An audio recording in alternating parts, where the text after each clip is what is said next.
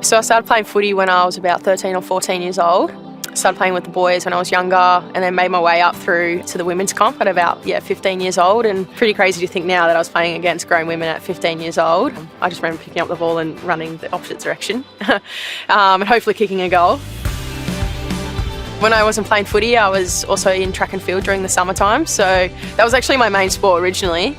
200 metres and the 100 metres, they were my main events, and then I fell into footy in the off season for that, so I guess my love just kind of switched around and I started playing footy.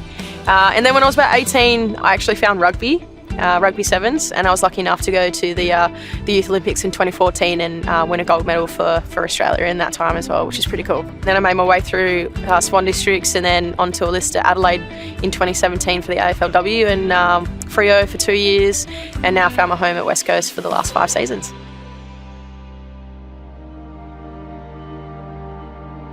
So I've had 3 concussions. My first one, I was about 14 or 15 years old, so right when I started playing senior footy. I remember I was going back with the flight of the footy and people just coming into the direction as well, and that's kind of the last thing I remember. I remember hitting the body and then hitting the ground, and I remember I couldn't take my mouth guard out and I couldn't breathe. So for that age, I was pretty scared. I didn't know what to do, and I was helped off the field, and from there, I guess the education around it was just make sure you don't go to sleep, and if you got a headache, just take some Panadol, and that's really what happened for the first one. And my last one was probably the most serious one, was in 2019, and that was in AFLW against the Western Bulldogs. I kicked 3 goals, so I was running really well.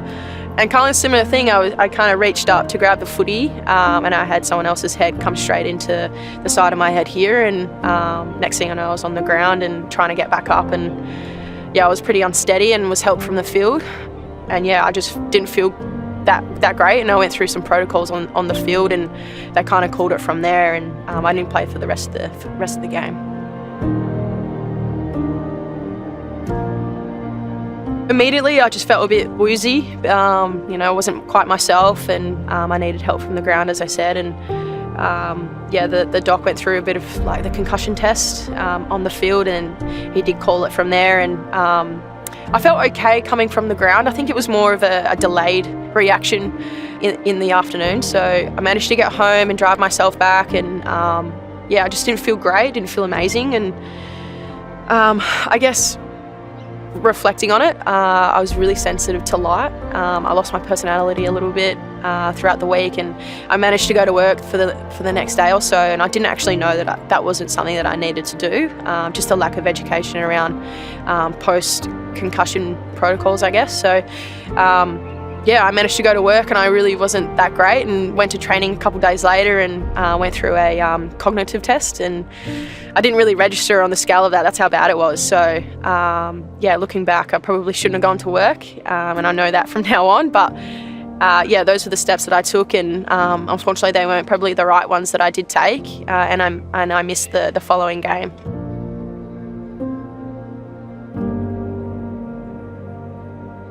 I think at the time, with the education I had, the doctors had, it was appropriate.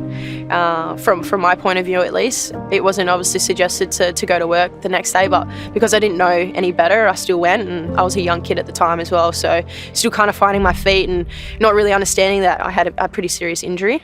So I think at the time, it was the right things to do. I guess looking back from 2019 and to now, I think it's the progression in education around the protocols to make sure that athletes are staying safe post a concussion has really progressed, and I'd feel definitely safe if I went through those protocols now. Listening to the advice from the doctors and the physios is really important, because it is a brain injury at the end of the day. So making sure that if you're treating like you've got a sore knee or a bruise or anything like that, it's very much the same thing for your brain. So just listening to the advice that the professionals are giving you is really important. Looking back, I lost a bit of my character. I'm a bit of a bubbly type of person, and I was a bit from myself, I guess, a bit distant from others. I had a really big impact on my studies. I remember I was actually doing some human phys stuff at uni, and we were doing something on the cells, and I honestly couldn't remember the content that I'd learned previously, and just trying to relearn those things and preparing myself for exams was really, really hard. So I think, you know, if I'd had the appropriate rest straight up, those things wouldn't have been so bad. But yeah, I think those are the main things I do remember that had a really big impact from my concussion. Yeah, I still get really sensitive to light. I find it more when I'm actually like run down or tired. I get those side effects still. They're not as detrimental or like as intense, but I do need to consider that that is something that's ongoing, and I can hopefully just find ways to get better at treating those and just making sure that if that does happen, that I'm staying on top of it.